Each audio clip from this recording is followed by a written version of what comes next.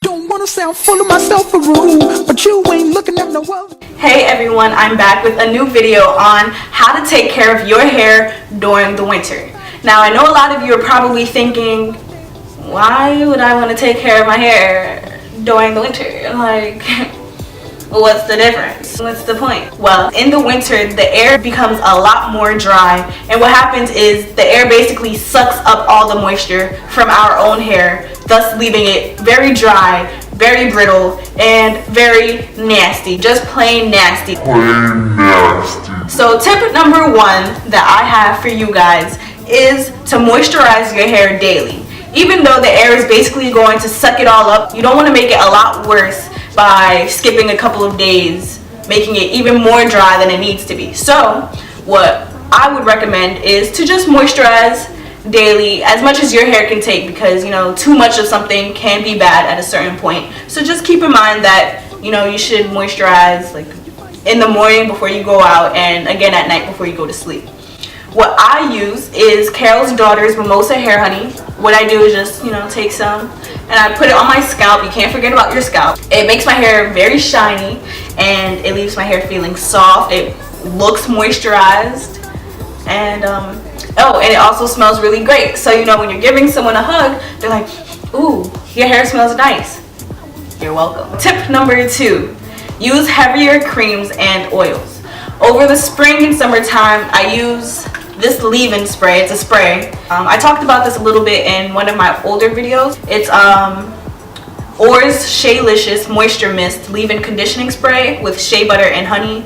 It's perfect for all hair textures, and it helps to moisturize and soften hair. I use this over the spring and summertime. It's really cool and all, but once I spray it and I go outside, it basically just freezes up in my hair, and that's not cool. Like, that's not cool. So over the fall and winter, once the weather, you know, the temperature starts to drop and it gets colder, I switch to a cream, and the one that I use is Cantu's Leave-In Conditioning Repair Cream, the Argan Oil brand. There's an argan oil, a shea butter, and just a regular leave-in, but this is what I use, and this is it's that stuff. I'd also say to use heavier oils as well, because I know a lot of us like to use coconut oil, or we're really interested in using coconut oil, but what happens is once it gets cold, if you've ever seen coconut oil in a jar or container, or even like your little oil containers, once it gets cold it solidifies, and basically you have to heat it up in order for it to melt. What I've realized is if I were to use coconut oil when the temperature is like 30 degrees outside, even if it's melted when I'm putting it all throughout my hair, the second I step outside you can see the chunks of coconut oil all throughout, because it freezes in your hair. Literally, that's what happens. It freezes in your hair. Some heavier oils would be Jamaican black castor oil or jojoba oil. If you aren't sure what oils are light and what's, you know, heavier, you can basically tell before you buy it. For example, this is grapeseed oil, and you see how it's moving ever so lightly, like, you know, it's trying to explore the world and all. This is a light oil, so basically if you were to put it on your hand, it would feel very smooth and it'd be easy to distribute on your skin or your hair. Jamaican black castor oil, think about honey. When you move honey down the bottle, it is so slow and it takes a while, and even when it touches your hand you can feel how thick it is and how heavy it is whenever you try to move it on your fingers. So if you aren't sure which oils are heavy or light, you can tell before you even buy the bottle in stores. Just do a little test. Tip number three would be careful of the hats and scarves that you use. A lot of hats and scarves are made out of cotton or wool and has no lining to protect your hair. And cotton and wool sucks the moisture out of your hair. It causes friction, which can lead to hair breakage, split ends, and eventually hair loss if you don't take care of the split ends. If you don't know what I'm talking about, I'll show you. And I'm guilty of this all the time because I love this scarf like it is my baby. Okay, so let's say you're wearing your scarf and you have hair that's longer than mine, or shoulder length, or even longer.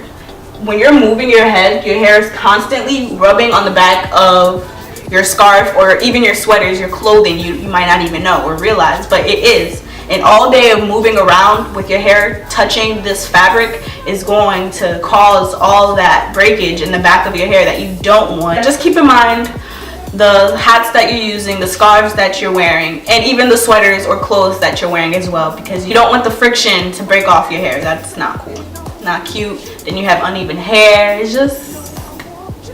It's not a nice thing to go through, and I'm going through it right now. It's really annoying. It's not fun at all. Tip number 4 would have to be watch your ends. Watch them. If you feel like they're drying out a lot faster than they usually do, or a lot quicker than the rest of your hair, maybe it's time to trim your hair. If you're afraid of trimming your hair, you can get it professionally done by someone who takes care of natural hair. You don't want, people who aren't used to taking care of natural hair to cut your hair because they don't know what they're looking for. Let's say you want to trim your hair. Let's say this is one strand of your hair, like a little tiny piece of your hair, okay? If you have a split end, this is the root, this is the bottom. This is a split end. Your ends are literally split, right? If you decide you don't want to trim it right here where that split ends, what happens is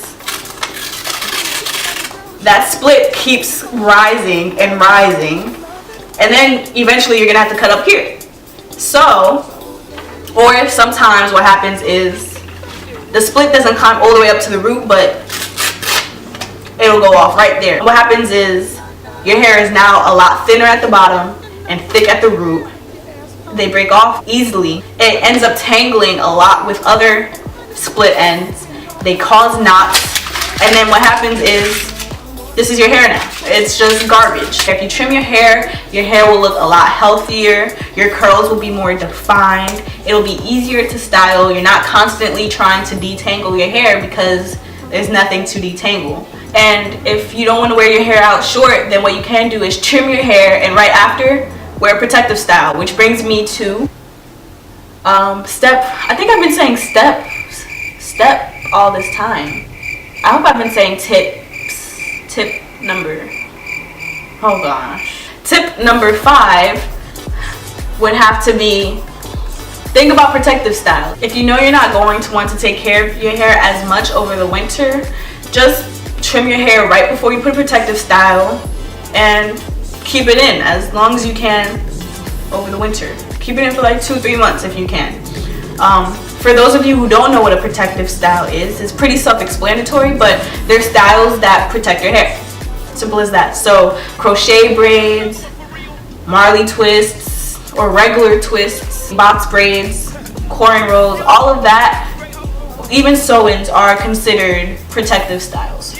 So if you know you're busy with work, school, life, and you don't have time to take care of your hair, that's when protective styles can really help you over the winter. Just make sure if you do decide to do a protective style that you actually are still taking care of your natural hair underneath. So make sure you oil it, moisturize your hair daily, just as you would if your hair were to be out. Tip number 6 would be to make sure you're still drinking water and keeping yourself hydrated.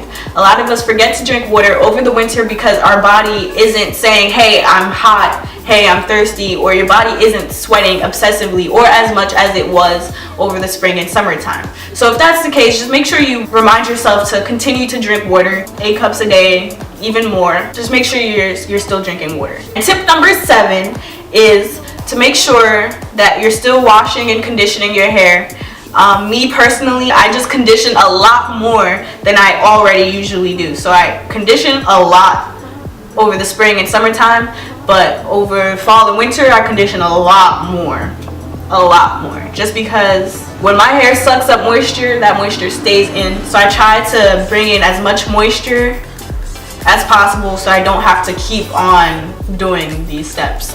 I don't really see any product buildup in my hair.